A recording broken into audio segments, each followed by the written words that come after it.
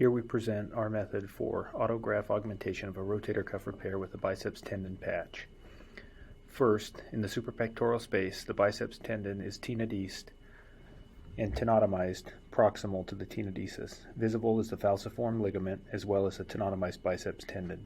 The biceps is then cut to a length of 25 millimeters and placed into a proprietary tray to allow it to be compressed and formed into a patch.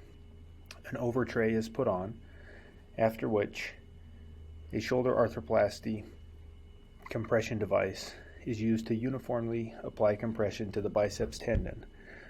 The device is ratcheted down until the tension measures between minimal and maximal on the gauge that is included on the device.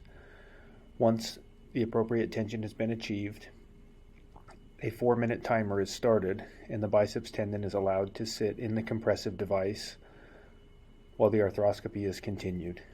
Upon the completion of 4 minutes, compression is removed and the device is disassembled. Visible here is the compressed biceps tendon patch that has been formed. Note that it fills in its entirety the compressive rectangle that was allowed for the space. An insertion device is then used to introduce the biceps patch into the subacromial space. Here visible is the biceps patch on tension spread over the rotator cuff repair. Once this is accomplished, a tissue tack stapler is put in place with dissolvable sutures placed through the biceps patch and into the repaired rotator cuff. The patch has been positioned over the musculotendinous junction at the area of greatest concern for tendon viability and healing. The staples are placed along the anterior and posterior edges, staying medial from the greater tuberosity to ensure that no bony contact is made. The lateral aspect of the patch is then secured using anchor devices. Care is taken to not over-tension the suture coming through the eyelet as the anchor is introduced to avoid ripping of the patch. The eyelet is advanced and slight tension is given on the patch, after which the anchor is put in place to secure the stitch.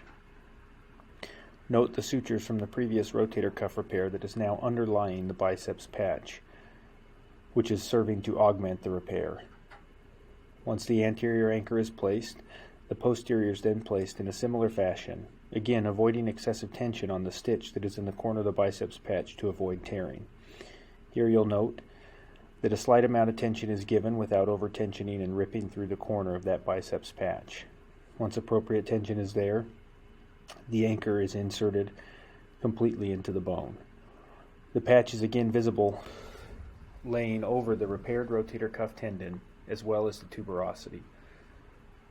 It is noted that it is well adhered medially, laterally, anteriorly, and posteriorly.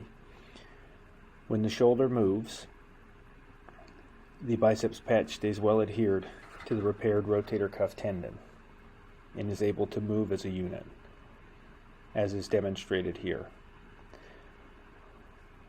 Again, there is good tension over the patch. Alternative methods of fixation are currently being developed as well, one of which is demonstrated here. The use of an all-inside meniscal suture is being developed with smaller pledgets than those that are currently used. This will allow for more curved fixation of the biceps patch. Here it is noted that the suture is passing through the biceps patch and through the rotator cuff tendon, with the pledget being deployed on the articular side of the rotator cuff. As this suture is tensioned, it serves to hold the biceps patch in place. Again, this device is being modified to allow for a smaller pledget that will not disrupt the articular aspect of the shoulder.